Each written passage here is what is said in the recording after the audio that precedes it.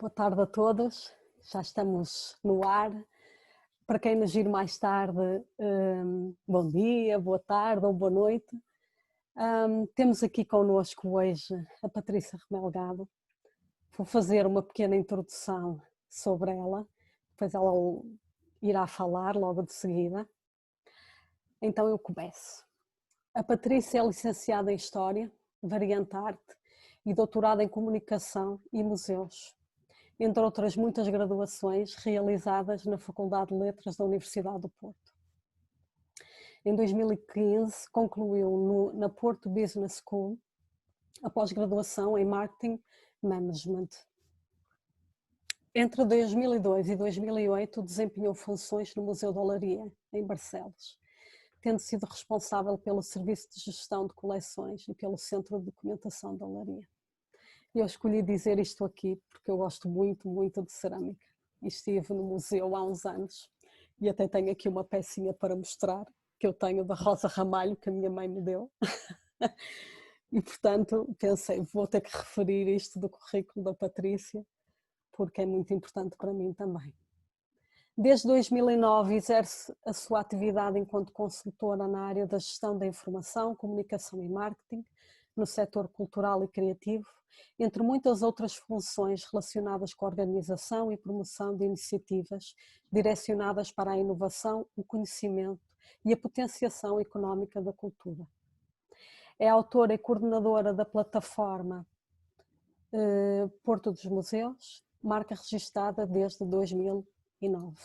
O projeto foi distinguido com o prémio Menção Honrosa Melhor Comunicação Online em 2010 e 2012, atribuído pela Associação Portuguesa de Museologia. É membro dos órgãos sociais da APOM, Associação Portuguesa de Museologia, desde 2014, membro da direção, e é membro do CITSEM, Centro de Investigação Transdisciplinar, Cultura, Espaço e Memória. Está bem assim, Patrícia? Este pequeno resumo. Tinhas um currículo muito mais extenso, dava para falar muito mais coisas. Sim, mas não é eu por isso que nós pensei, estamos aqui hoje. Pronto, vou fazer assim um resumo e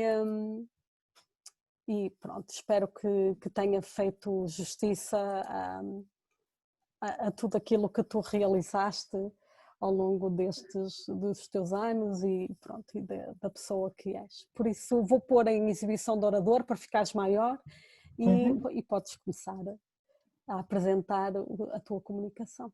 Muito obrigada. Antes de mais, agradeço muito o convite à EPA e à Dulcinea.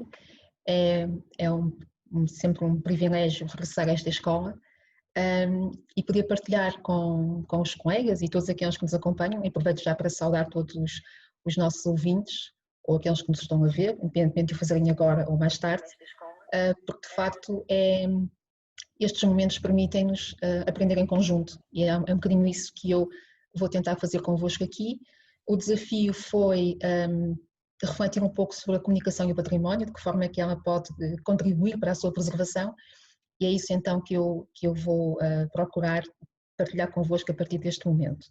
Vou só partilhar aqui a minha tela.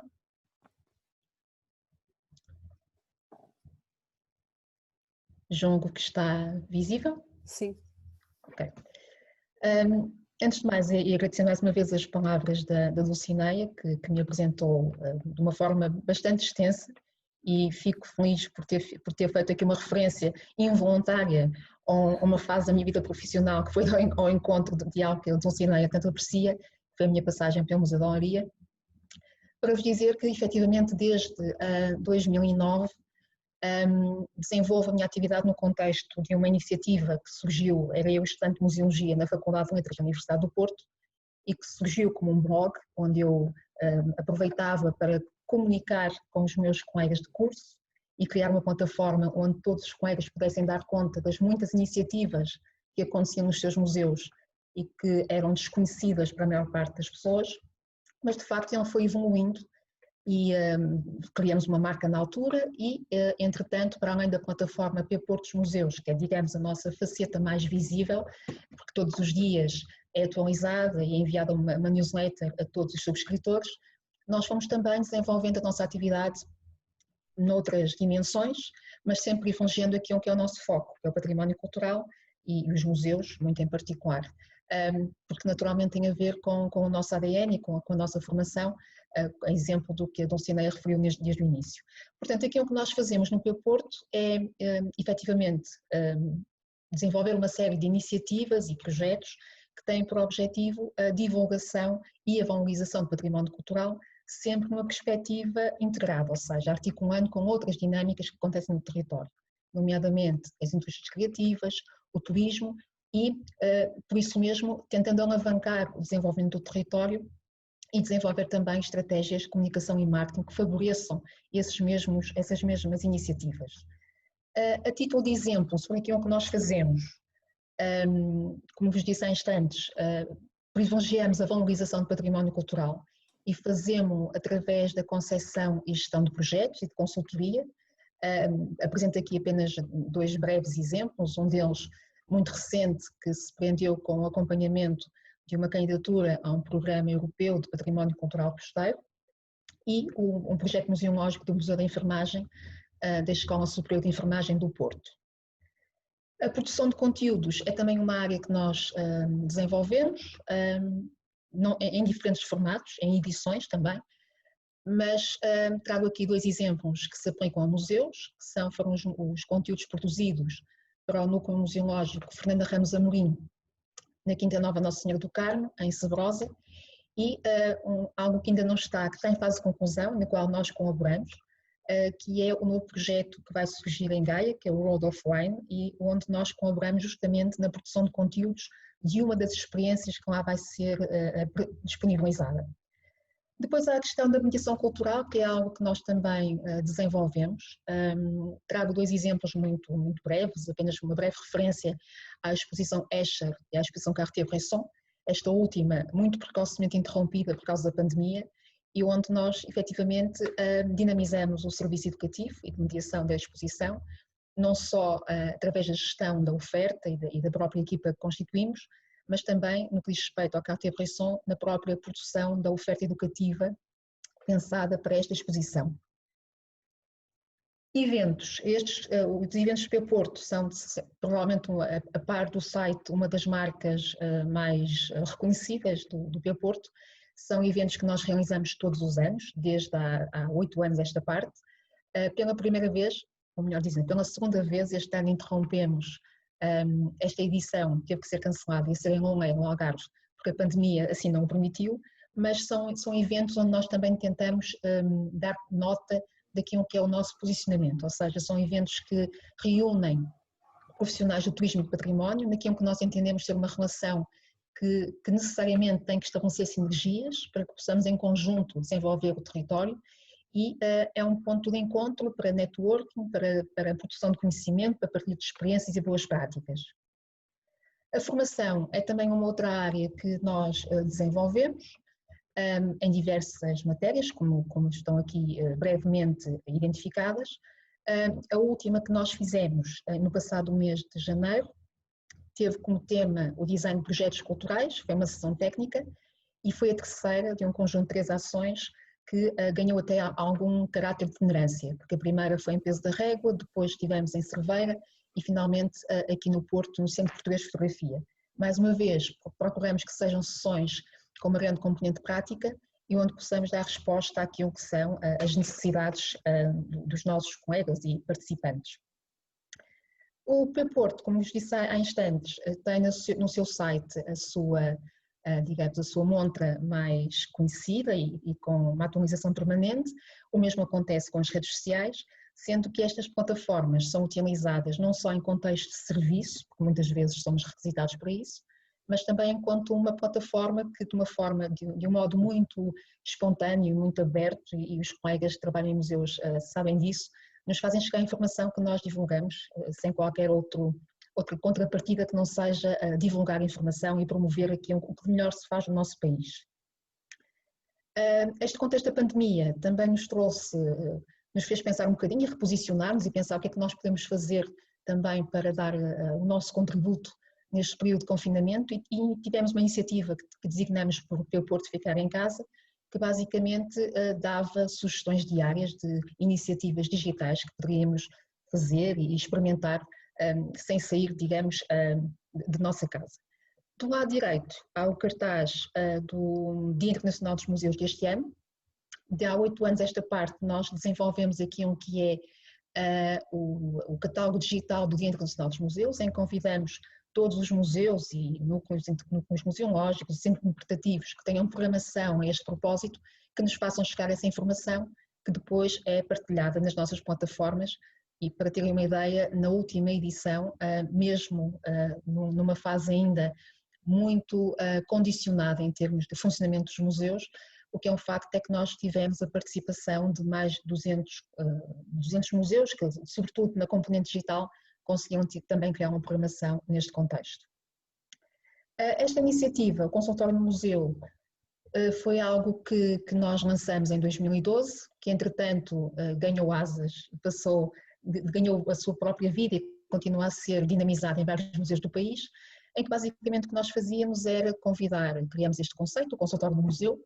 Na altura foi muito interessante, tivemos a oportunidade de apresentá-lo até num programa da RTP, e o que nós fizemos foi convidar alguns museus, e numa fase inicial tivemos a colaboração do Museu de Arqueologia, Dom Diogo de Sousa, em Braga, e o que fizemos foi efetivamente convidar as pessoas a visitar os museus, a levarem as suas peças doentes, digamos assim, e de facto foi muito engraçado verificar que com hora marcada, dentro da disponibilidade do museu e daquilo que os seus técnicos poderiam fazer, foi muito engraçado ver como a iniciativa ganhou corpo, ganhou muitos entusiastas e ainda há alguns museus que a mantêm com muita satisfação nossa.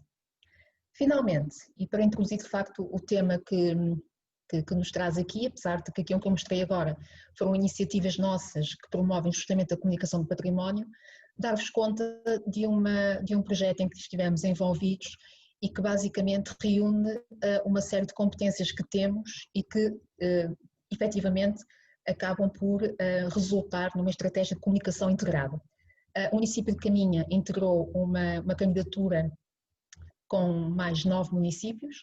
O objetivo era a valorização do caminho português da costa e nós fomos convidados a fazer a dinamização e a programação daquilo que o município de Caminha entendeu que era o mais útil na sua estratégia de valorização do caminho e que se refletiu justamente durante um ano na organização de uma programação cujo objetivo era promover o caminho nas suas múltiplas vertentes. E o que fizemos foi não só envolver a comunidade de Caminha, mas também levar até lá outros profissionais e promover o que o território de Caminha melhor tem para oferecer e articulá-lo com o Caminho de Santiago.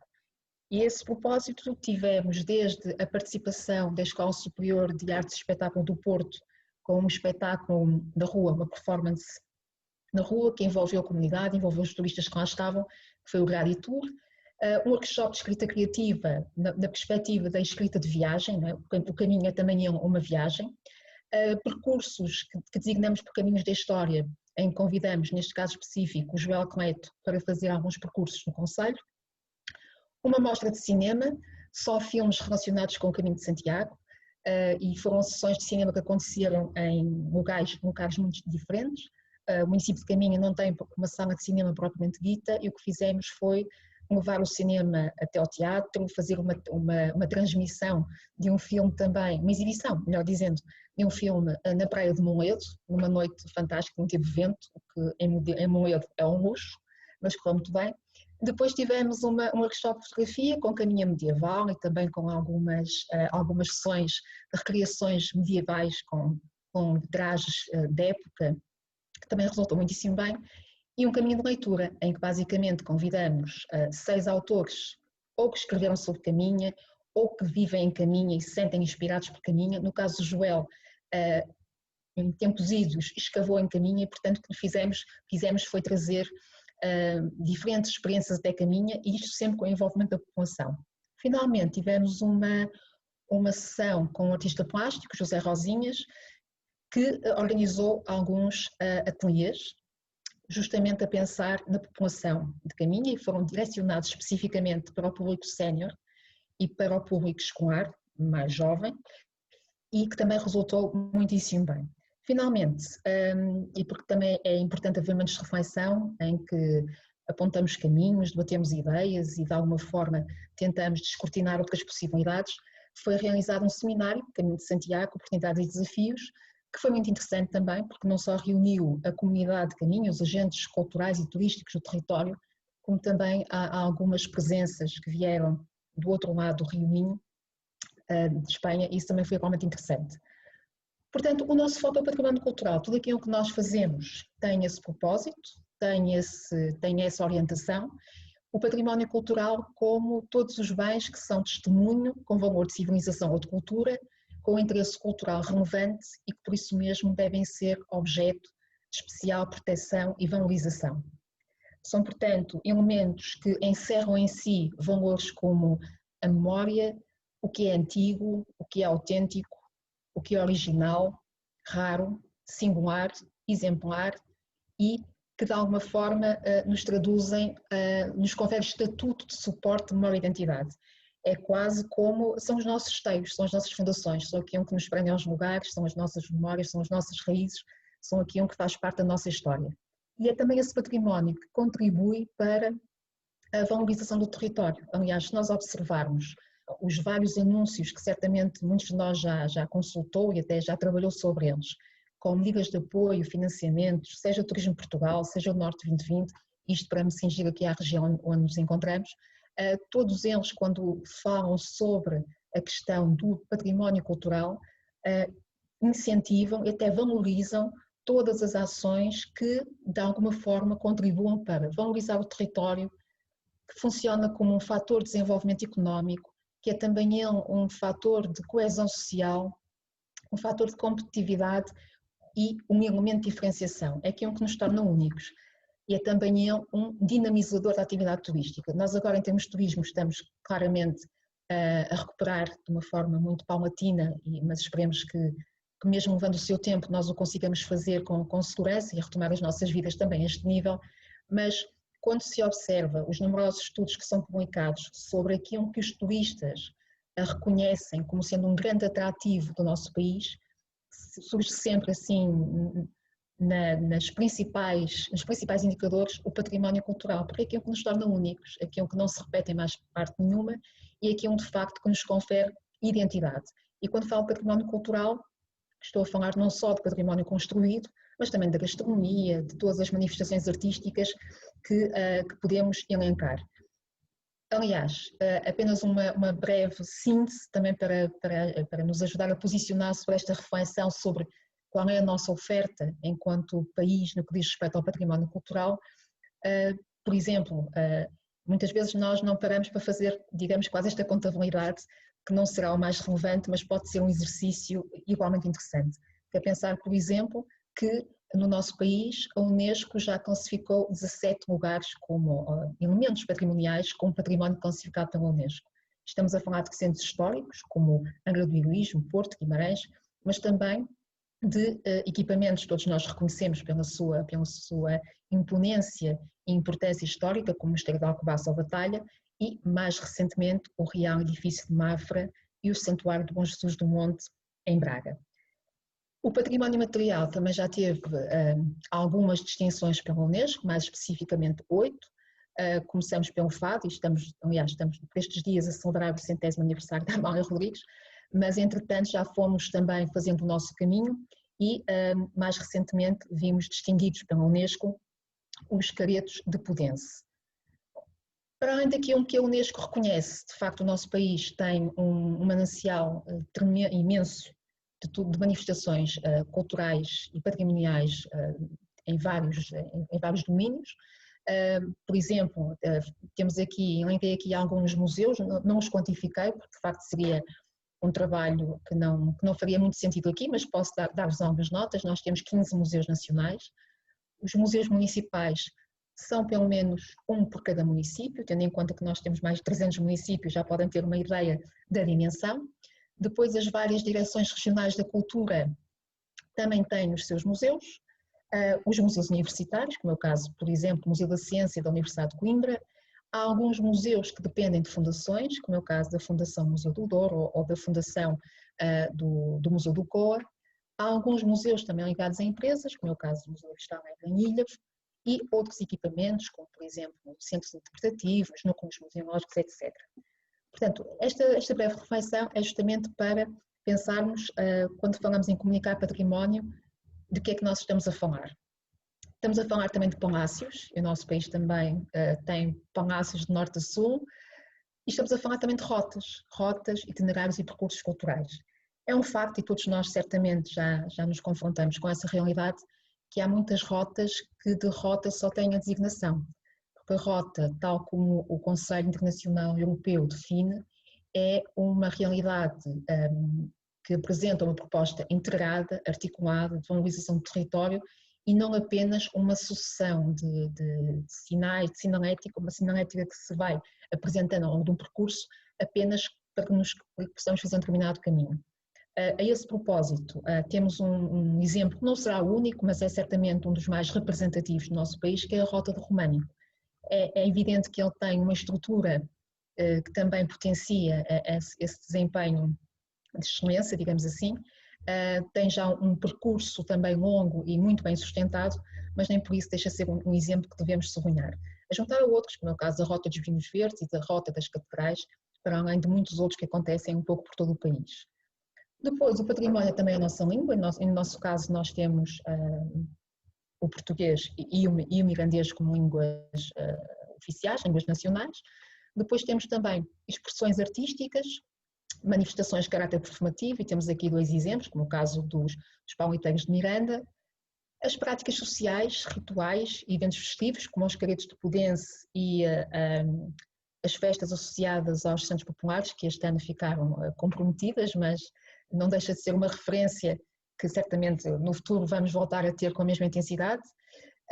Os processos e técnicas tradicionais, mais uma vez a cerâmica, mais uma vez fui buscar o exemplo da cerâmica, mas também os bordados, as tapeçarias, e portanto este é o nosso universo de património cultural que nos obriga a ter um desafio muito importante, que é o desafio da conservação.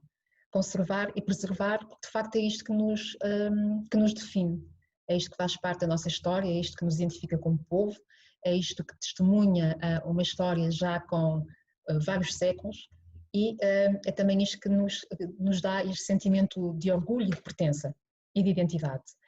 Mas não basta conservar, é também essencial interpretar.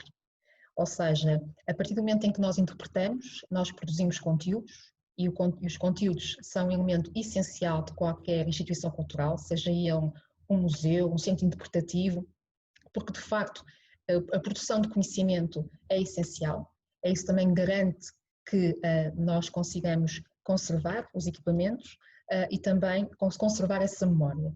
E é essa conjugação que nos permite comunicar de forma eficaz. Se nós tivermos monumentos bem conservados, monumentos que são objeto de estudo aprofundado e das intervenções necessárias, ou seja, quando os conteúdos estão preparados de forma eficaz, rigorosa, nós temos aqui então as condições para pensar na comunicação, sendo que a conservação, a interpretação e a comunicação são fatores essenciais para preservar, valorizar e promover o património cultural. Além disso, a partir do momento em que nós comunicamos, em que nós criamos esta ligação entre os públicos e o património, estamos também a conseguir a fazer com que eles de alguma forma se sintam também parte deste processo. Também eles vão aprender a valorizar de outra forma, vão reconhecer que fazem parte desse processo e também vão ter um papel importante, que é o papel que todos nós temos que ter quando observamos aqui que é o nosso património cultural. Isto levanta-nos então a questão essencial, então o que é isso de comunicar? À partida, todos nós comunicamos de alguma forma, a questão muitas vezes prende-se com se estamos ou não a ser eficazes, se a comunicação, tal como nós a desenvolvemos, tal como nós a pensamos e executamos, é eficaz. Portanto, comunicar deriva do latim comunicar, significa tornar comum, partilhar, conferenciar, à partida não obedece a nenhuma ciência muito particular, mas de facto a comunicação tem vindo a evoluir ao longo do tempo. Até os anos 90, a comunicação muitas vezes não era mais que uma divulgação, ou seja, nós partilhávamos informação, na expectativa, por exemplo, na inauguração de um convite, na inauguração de uma exposição que se enviava, por exemplo, por correio, todos nós somos desse tempo, ou muitos de nós serão desse tempo, A expectativa é termos a presença das pessoas, do público, nas nossas inaugurações, mas de facto era, digamos, uma comunicação que se baseava na impressão, em suporte de papel e numa divulgação das iniciativas. Nos anos 90, nós observamos aqui que há uma diferença substancial. A internet ganha o seu espaço e facilita este processo de comunicação, aqui é o que normalmente designamos por Web 1.0, ou seja, uma comunicação que se torna fluida, que se torna muito mais ágil, com os e-mails, com a internet, e que, de facto, começa aqui a dar os primeiros sinais de uma revolução que não tardou a fazer-se sentir. Efetivamente, no século XXI, há aqui uma mudança muito significativa. No primeiro momento, a Web 2.0, com as redes sociais, ou seja, deixamos de difundir informação para abrirmos aqui uma janela para o diálogo. As redes sociais permitem isso mesmo, permitem partilhar, comunicar, permitem trocar ideias.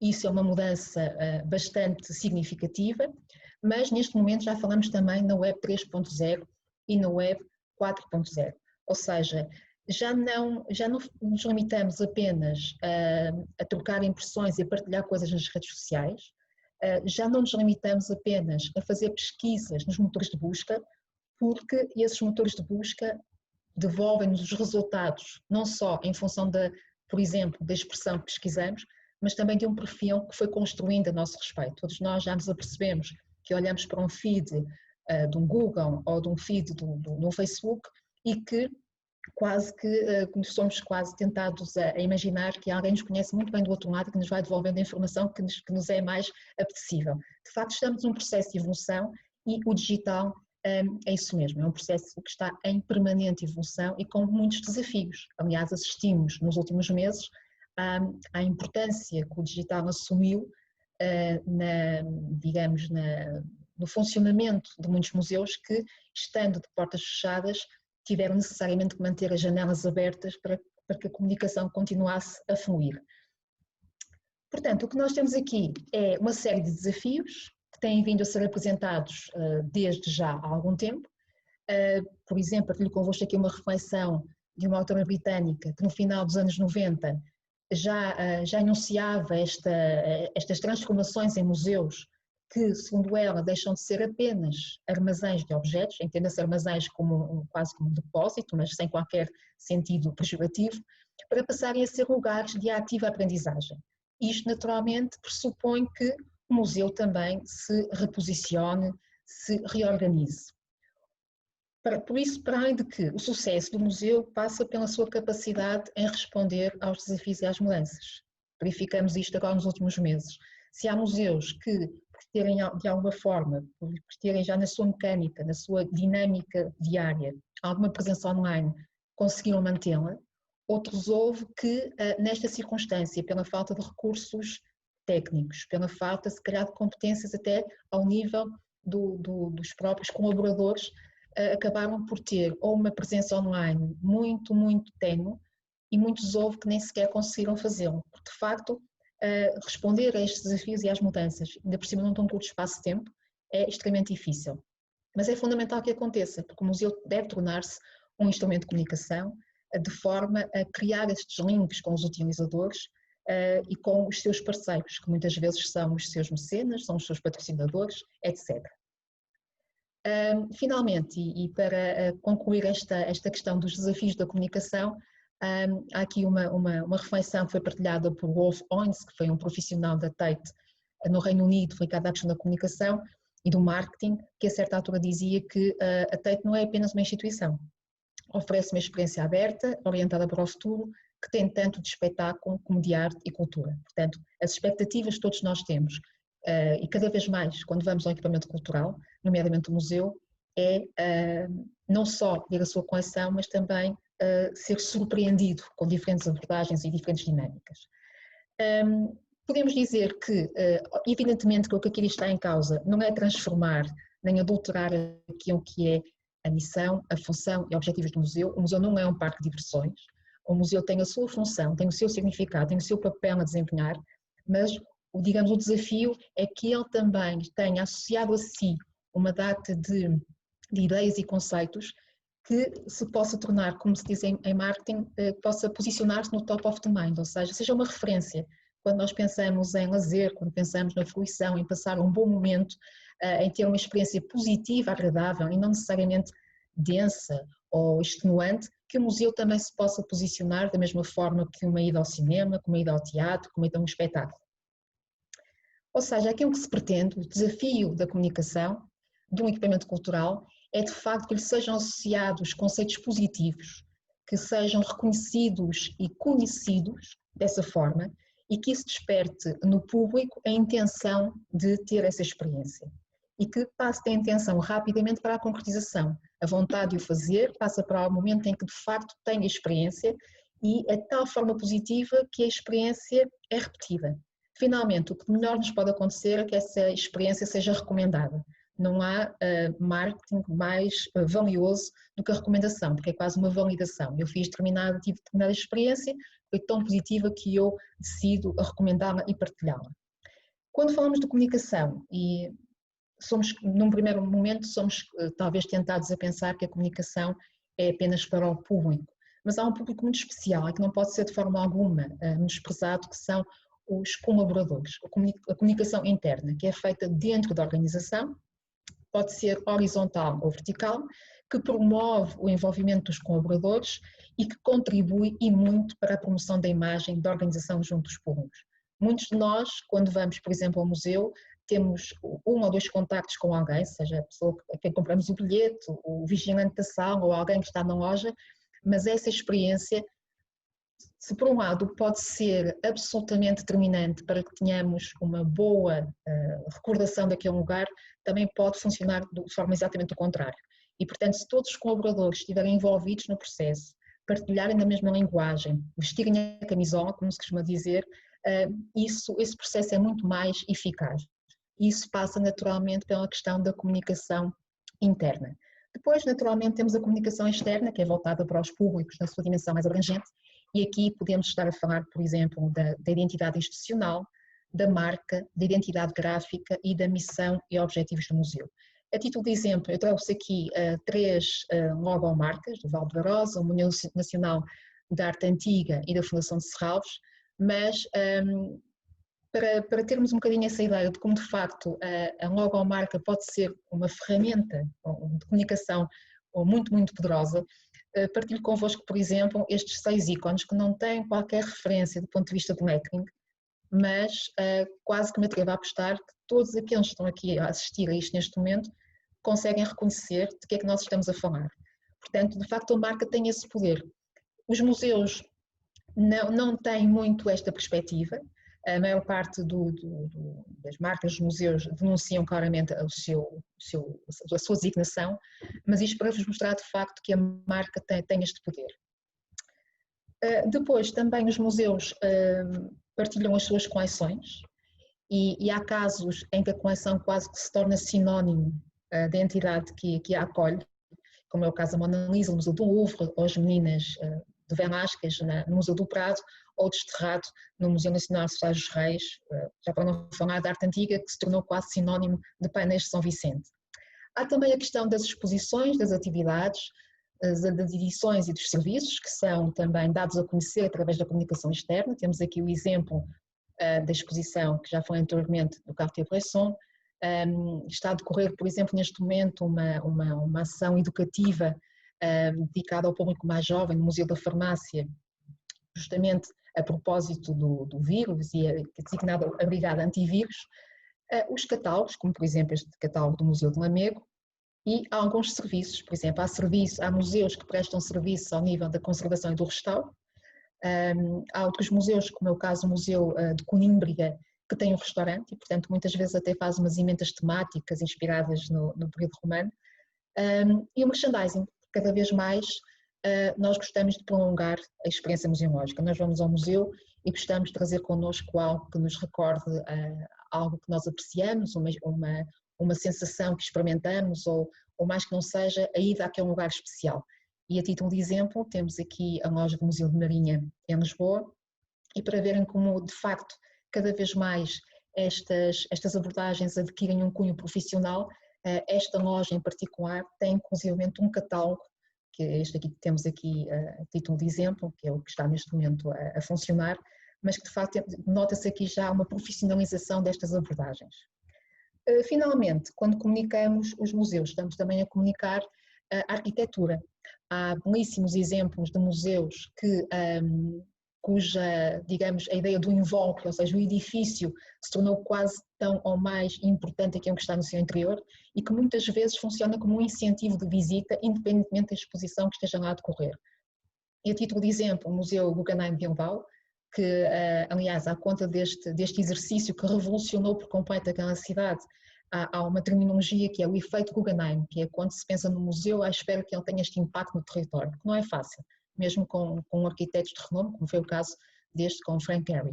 O Centro Georges Pompidou, em França, que também é dos anos 70, que é assim uma imagem também icónica da oferta cultural francesa, e cá em Portugal a Casa das Histórias Paulo Arrego, em Cascais, e a Casa da Música, que não sendo um museu, é um equipamento cultural naturalmente de grande importância e cuja arquitetura também se tornou uma imagem de marca. Quando pensamos na comunicação, há também uma questão essencial que devemos ter em conta, que são os públicos-alvo. Para quem é que se dirige a nossa comunicação? Muitas vezes nós falamos do público em geral, mas o público em geral é uma definição demasiado lata, abrangente, e que peca por não pensar em pequenos, grandes detalhes que podem fazer toda a diferença quando falamos em comunicação. Há naturalmente vários segmentos de público que podem e devem ser trabalhados. É evidente que as implicações que isto acarreta faz com que nem sempre os museus tenham as condições, digamos, as competências e os recursos necessários. Muitas vezes estamos a falar de recursos, seja técnicos, seja financeiros, seja recursos humanos, que permitem fazer, digamos, esta abordagem, mas, em todo o caso, deixo apenas aqui algumas notas.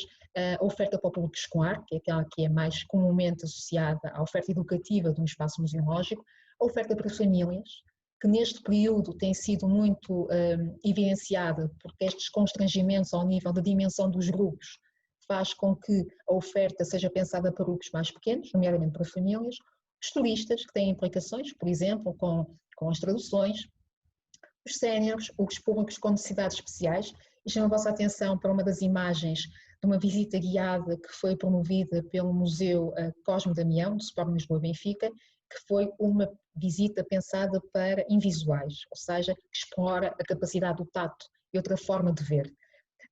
O público-alvo também contempla os investigadores, os profissionais do setor, as empresas, e quando falo em empresas, muitas vezes estamos a falar de uma comunicação que tem por objetivo angariar algum tipo de apoio, mecenatas, parcerias.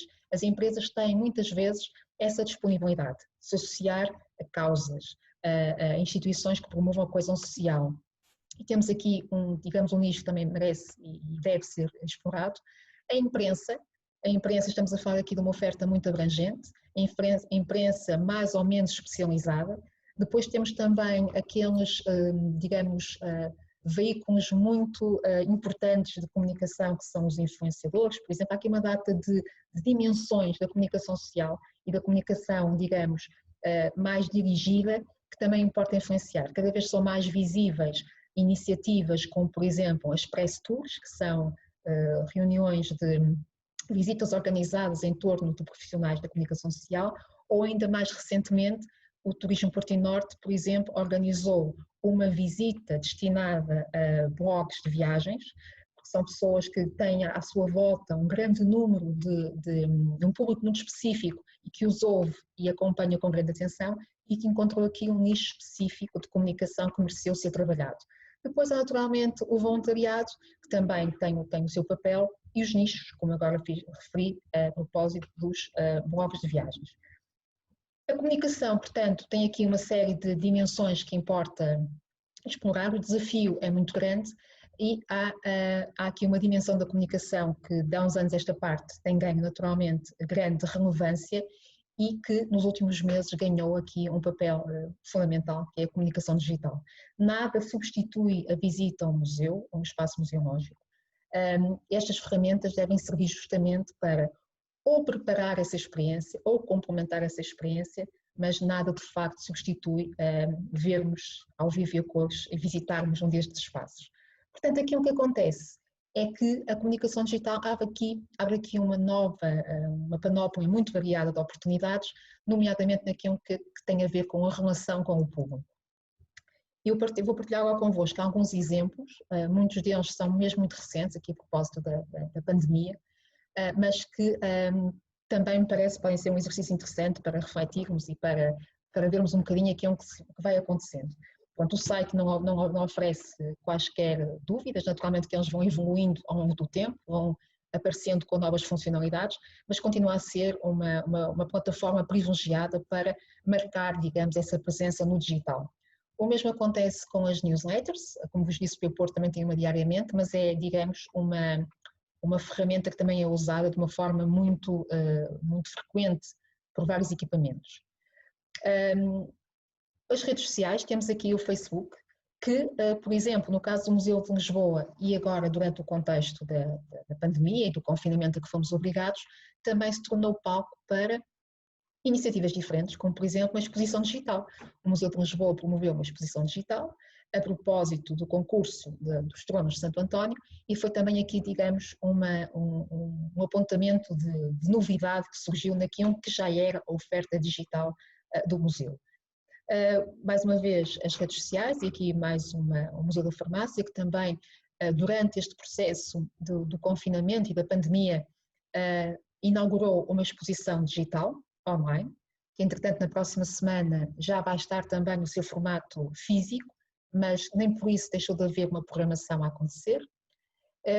Menos frequente, mas também em alguns casos, é a presença dos nossos museus no Twitter. É menos frequente, não é só em Portugal, de facto não é a plataforma por excelência, mas o Facebook e o Instagram, mas também já começa a haver alguns exemplos no Twitter. E as visitas 360, como esta que foi preparada pelo MAT, Museu de Arquitetura, Arte e Tecnologia em Lisboa, que também alavancou aqui uma nova funcionalidade. As ferramentas digitais também têm servido para envolver os públicos de variedíssimas formas. Recordo aqui uma campanha que teve uma grande visibilidade e aceitação por parte do público, que foi a campanha promovida pelo Museu Nacional de Arte Antiga, Vamos colocar o Sequeira no lugar certo. Era necessário angariar um determinado montante para comprar esta obra de Sequeira e o que se fez foi, de alguma forma, solicitar o apoio dos portugueses ou quem quisesse de alguma forma fazer o seu contributo e à medida que o dinheiro necessário ia sendo reunido, a pintura ia aparecendo no digital, pixelizada, para vermos de que forma é que se as coisas estavam a andar bem, por assim dizer, estávamos a conseguir cumprir o objetivo. Não foi caso único, foi a primeira vez que isto aconteceu cá em Portugal, mas o mesmo já tinha acontecido, por exemplo, há uns anos antes, com o Museu do Louvre, que também necessitava ou promoveu uma intervenção de conservação e restauro na Vitória de Samotrácia e fez o mesmo, lançou uma campanha e para manter este vínculo com o público, ou seja, de forma a que o público pudesse não só comprovar, digamos assim, o que estava a ser feito, mas acompanhar, não interromper esta ligação com uma das obras mais icónicas do Museu do Louvre, todo esse processo foi documentado, desde o momento em que a peça foi retirada do lugar de exposição, até tudo aquilo que foi feito durante a intervenção que foi realizada, até ao momento em que ela voltou a ser colocada no seu lugar de origem. Atualmente, cá em Portugal, temos dois exemplos em que isso está a acontecer. Temos as capelas abertas do Museu Nacional de Arte Antiga, que estão a ser objeto também num processo de intervenção e de restauro e que tem sido documentado online. E ainda esta semana, mais especificamente ontem, o Paço dos Duques também deu conta nas suas redes sociais de todo o processo de intervenção na estátua do Afonso Henriques de Soares dos Reis, portanto, de forma a que o público pode participar, pode ver e pode acompanhar e não perder esta ligação com os espaços.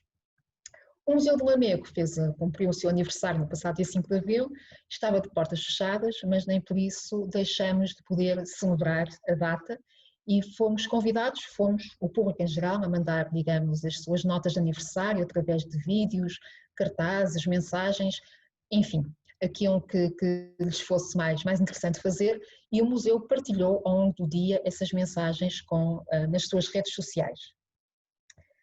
O Museu de Lisboa foi de facto um dos museus que mais se evidenciou nestes últimos meses pela forma como conseguiu manter a sua presença online, certamente beneficiando de uma estratégia que já vinha a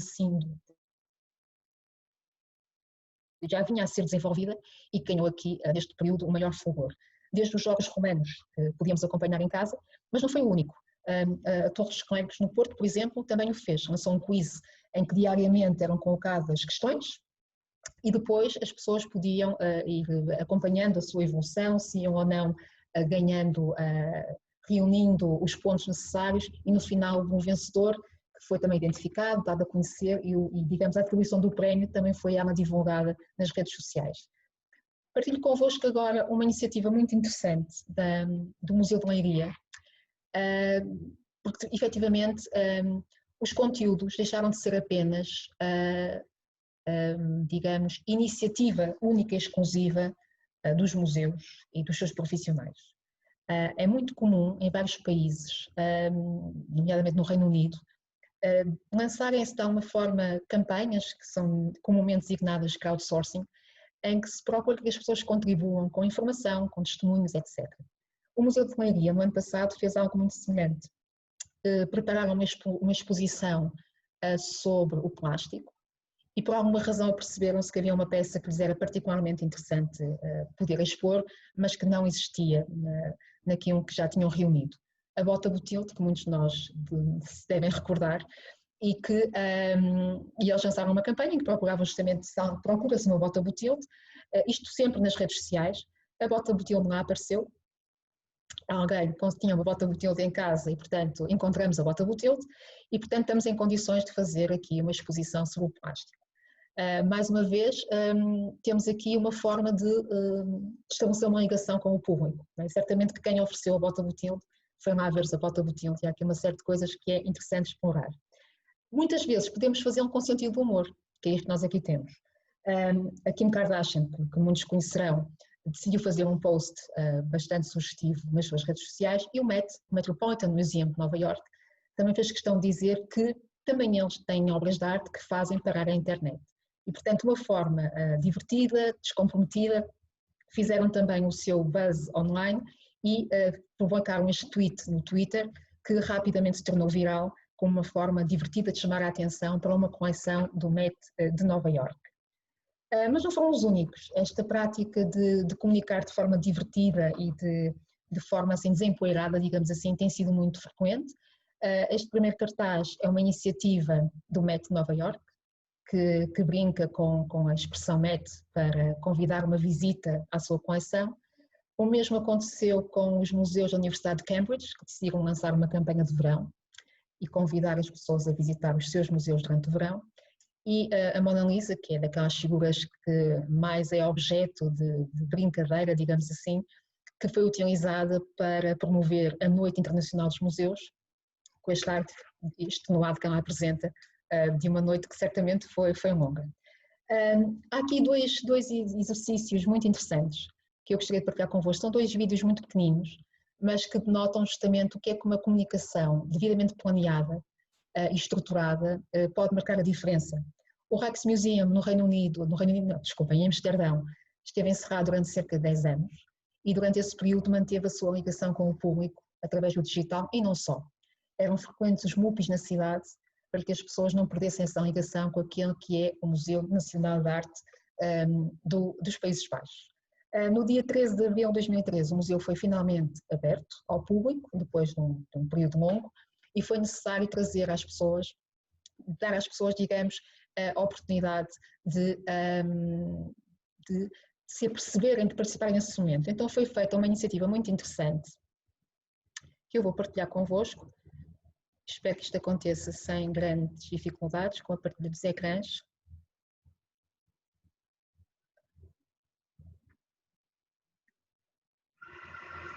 Estão a ver? Ups. Esperem aí só um bocadinho que eu vou tentar localizar-me aqui. Agora sim.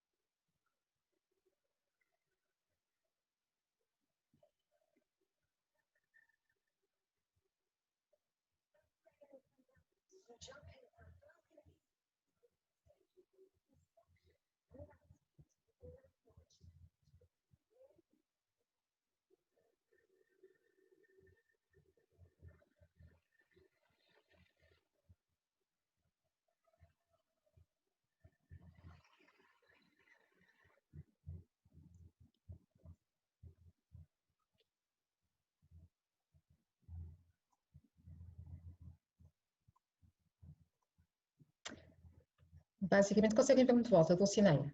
Sim. Sim, nós conseguimos ver, mas eu acho que o som não se estava a ouvir. Mas este vídeo é muito conhecido.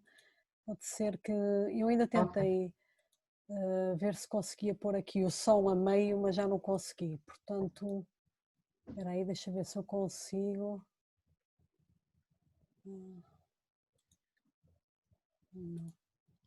Não sei onde é que isto é. Às vezes. De qualquer forma, também se alguém tiver interesse, ou alguém que não conheça, que é pouco provável, também podemos partilhar, sem qualquer problema. Sim.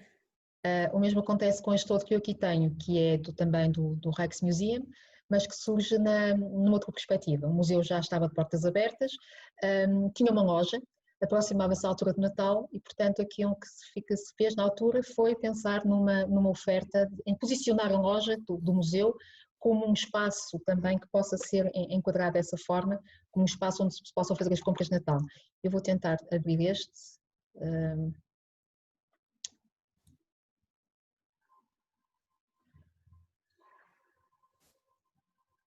Ok.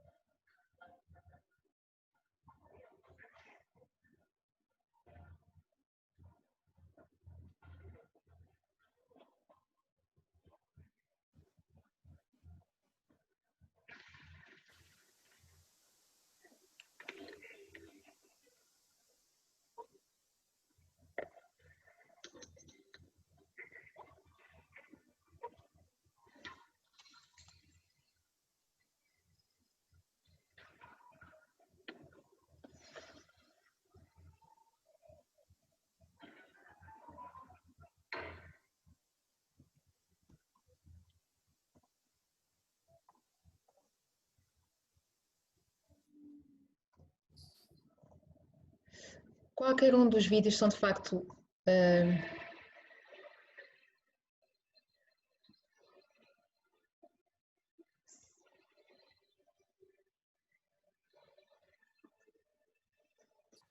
Tens que desativar aí as janelas do YouTube. peço desculpa que eu estou aqui com uma dificuldade. Já aparece, estás em tela.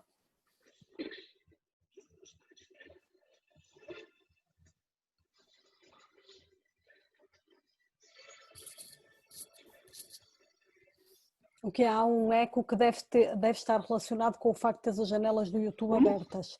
Há um eco que deve estar relacionado com as janelas do YouTube que estão abertas. Ora vê se é isso. Em princípio é isso. Eu peço desculpa, não estou a conseguir tirar isto aqui.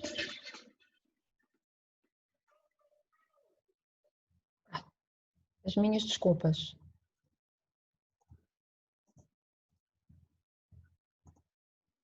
As minhas desculpas que eu não estava a conseguir tirar esta. Já está, já está. Desligar o YouTube.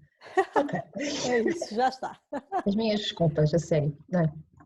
Mas estamos mesmo a terminar. Para-vos dizer então que, como eu dizia há instantes, estes dois vídeos são muito conhecidos, de facto, mas continuo a achar que são dois belíssimos exemplos de como, de facto, podemos utilizar as ferramentas que temos. E e promover aquilo que são as nossas ofertas. E neste caso em específico foram dois momentos muito particulares. Foi retomar um museu que esteve encerrado durante 10 anos e também posicionar uma oferta muito específica, que era a loja do museu, como um sítio que de facto as pessoas poderiam recorrer no período de Natal.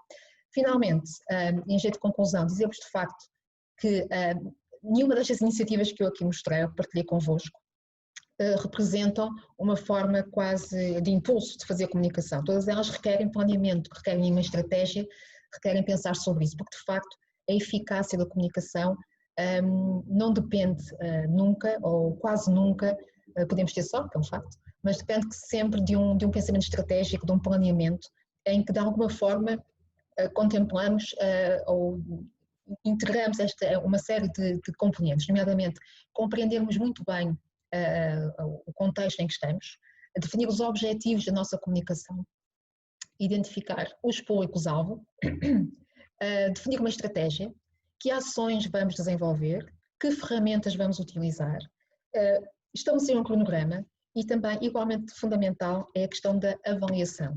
Ou seja, só isso nos permite perceber se estamos a fazer, digamos, as coisas certas no momento certo ou se temos que fazer algum tipo de ajuste. E voltando àquilo que foi um dos meus primeiros slides nesta minha partilha convosco, de facto a comunicação faz parte de um processo onde a conservação do património é essencial, onde a sua interpretação é igualmente importante e onde a comunicação efetivamente retira muito ou quase tudo daquilo que é, digamos, do conhecimento que é produzido por todos aqueles que se dedicam à conservação, interpretação e estudo do património. Desta forma, estaremos todos a contribuir para preservar, valorizar e promover o património cultural e, para além disso, estaremos também a tornar cada um de nós um elemento importante desse processo, nomeadamente os públicos e não apenas os profissionais. Portanto, dou por concluída a minha já longa apresentação, mas se quiserem fazer alguma questão, sintam-se à vontade para o fazer. Obrigada. Peço-te só para tirares a tela, para assim nos vermos melhor. Olha, quero-te agradecer muito teres feito esta comunicação, apesar de ser longa, acho que foi muito, muito interessante, adorei. Tem muito conteúdo, acho que é uma verdadeira aula com que nos presenteaste. E acho também que mesmo que agora não tenhamos um público muito grande, eu acho que sim, estamos sempre em direto e tal, mas acho que é realmente uma aula que pode ser usada por tantas pessoas, não é? Porque isto vai ficar no YouTube. Por um lado é bom, mas eu acho que é sempre bom haver estes recursos livres, não é? E com grande qualidade. Por isso, muito obrigada. Eu que agradeço o convite, foi um gosto. E eu adorei os exemplos que deste. Quando falaste na bota Botilde, eu tive uma. E de facto a minha não daria para ir para o museu porque eu rompia de tanto usar. Portanto ela foi para o lixo. E eu ainda me lembro dela e lembro-me de quando a deitaram para o lixo porque ela estava rota, já estava desfeita e eu brincava muito com aquilo. E há uns anos até nem vai há muito tempo, tentei arranjar um brinquedo semelhante, já há uns brinquedos semelhantes, mas são extremamente caros. Há uns brinquedos semelhantes àquilo, portanto tem o mesmo, dão na mesma roda e tal, e há uns que até dão luz e tal, são assim uma coisa mais evoluída, mas não são brinquedos baratos. E eu pensei, caramba, mas a minha botinha, se eu tivesse ficado com ela... Mas é o tipo de iniciativas que nos permite de facto perceber que todos nós podemos fazer parte do processo de um momento ou no outro, não é? Sim, sim. É muito interessante e também aquilo... Pronto, eu não sei, estou aqui sempre a ver se há alguém que coloca uma questão no Facebook estão a dizer que foi uma excelente comunicação, por isso não sou só eu. Eu peço desculpa se me estiquei no tempo, mas às vezes perde-se a noção. É difícil porque trazemos tanta coisa para dizer e às vezes mesmo que a comunicação seja um bocadinho mais pequena, depois com as perguntas, com as questões, acabamos sempre por gastar pelo menos uma hora. Estivemos aqui já estamos aqui há uma hora. Pronto, e para te dizer também, tinha só uma pergunta. Uma pergunta, assim, de opinião. o sonho das pessoas que trabalham em museus é que esse museu se torne um lugar, isto é, um lugar que nós revisitamos. Nós vamos lá uma vez, mas depois ele tem sempre interesse em nós voltarmos. É esse o objetivo ou nem sempre é esse o objetivo? Os museus são feitos também por pessoas, não é? Para além das suas coleções. Eu acho que aquilo que um museu procura no seu ADN e aquilo que os seus profissionais procuram fazer também com o seu trabalho diário, às vezes em condições muito difíceis, é justamente que o museu possa ser visitado e revisitado. O que não quer dizer que não possa haver exceções, mas nesse caso não acho nunca que seja um problema do museu, mas eventualmente de alguém que tenha um posicionamento diferente, que eu acho altamente improvável. Eu acho que já houve uma geração, há muitas gerações atrás, que muito provavelmente, e todos nós sabemos isso, entendia o museu quase como um lugar sagrado, o conhecimento como propriedade sua, não é? Como algo que era partilhado com muitas restrições. Eu acho que desde há vários anos esta parte, o posicionamento é de facto outro. Os museus são lugares de todos, o conhecimento que lá se produz naturalmente resulta muitas vezes do trabalho dos seus profissionais, mas ele só tem interesse a partir do momento em que é partilhado, em que podemos dar a conhecer aquilo que fazemos e aquilo que é o nosso trabalho diário, porque isso também funciona como reconhecimento do público daquilo que são os museus e as suas pessoas. Há uma campanha recente da APOM, a propósito do Dia Internacional dos Museus, dizia que os museus têm coração. O coração são as pessoas, são aquelas pessoas que estão lá, que trabalham e fazem isso a sua vida. Portanto, eu acho que é esse o objetivo e não tenho dúvidas que a tendência é para ser cada vez mais isso, lugares que nós visitamos e revisitamos, porque nunca há duas visitas iguais. Seja porque quem nos faz a visita nos desperta para um detalhe novo, seja porque nós também estamos num momento diferente da nossa vida e vamos com outros olhos, é sempre uma experiência que merece ser repetida e acho que o caminho é justamente esse. Tenho também aqui, pediram aqui no Facebook, a Maria Araújo fez uma pergunta, vou ler. Sim. Sou professora do segundo ciclo. Na sua opinião, qual a melhor abordagem do património em contexto escolar? Refiro uma abordagens eficazes e que estimulem, por exemplo, a visita a museus. Agradecida. Esse é o grande desafio, antes de mais, muito obrigada pela questão. Esse é o grande desafio que nos é colocado agora, porque estamos naquele momento em que as crianças, e o público em geral, mas já que estamos a falar de público escolar, não pode ir aos museus nas condições a que estão habituadas. As limitações do grupo, da dimensão do grupo não o permitem e estamos naturalmente todos ainda bastante preocupados com a situação que estamos a viver. Portanto, o desafio que se nos coloca é os museus vão ter que ir às escolas, de alguma forma, e fazer com que isso funcione como uma estratégia para que as crianças depois voltem, tragam os seus pais, tragam as suas famílias. Portanto, de que forma é que o podemos fazer? Eu acho que terá que ser um trabalho conjunto entre os docentes, que são aqueles que conhecem os seus alunos, e também os profissionais dos museus. Não tenho uma fórmula, digamos, preparada ou pensada para isso. Eu também colaboro com museus, faço visitas guiadas em alguns museus e recebo muitos alunos. E o exercício que estamos a fazer agora é, de facto, como é que podemos trabalhar uma estratégia conjunta cujo resultado seja, de facto, algo que envolva as duas partes, ou melhor, as três, as crianças, os professores e os técnicos dos museus. Acho que é esse o desafio que temos pela frente agora. Temos muitos, não é? Estes Muitos. tempos Tempos difíceis, sim. foram difíceis, sim. Foram e não sabemos quanto Exato. tempo será, não é? Quanto tempo se irá prolongar.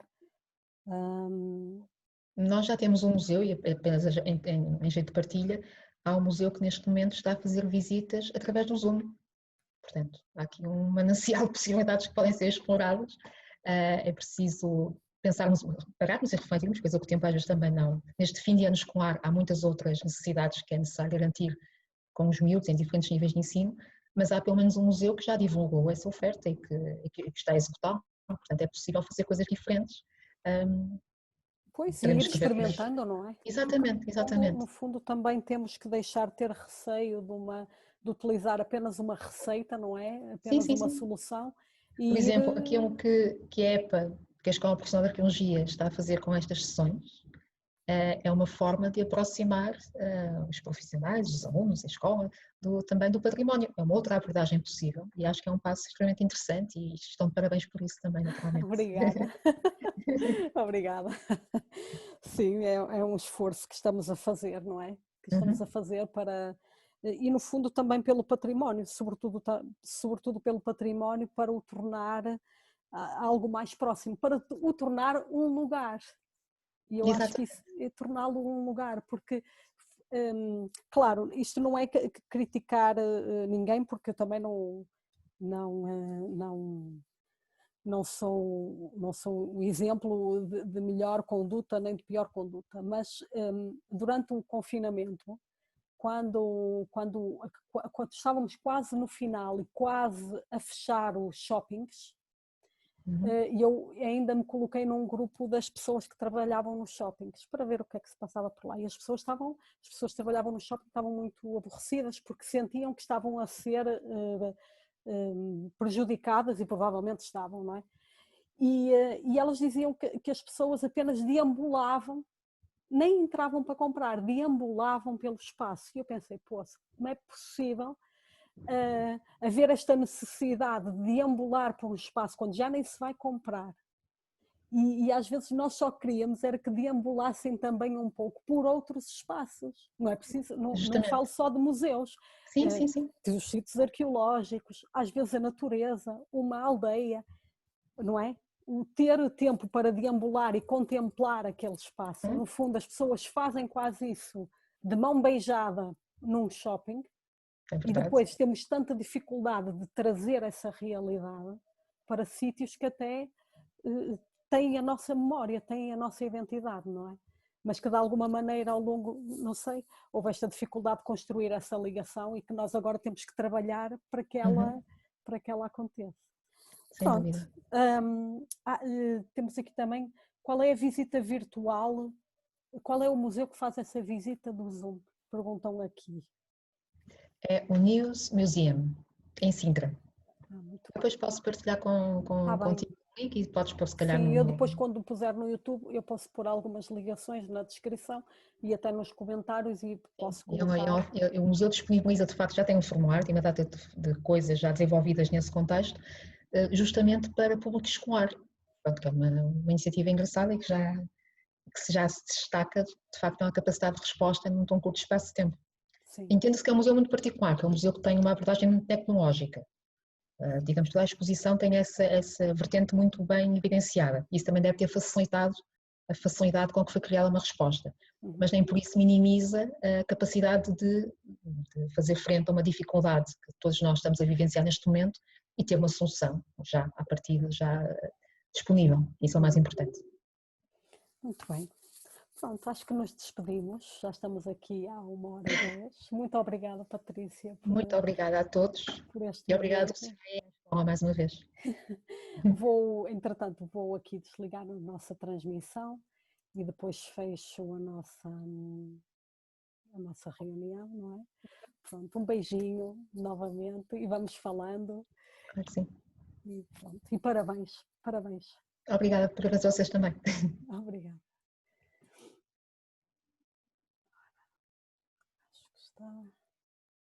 Creio que está. Desculpa se me estiquei muito. Não.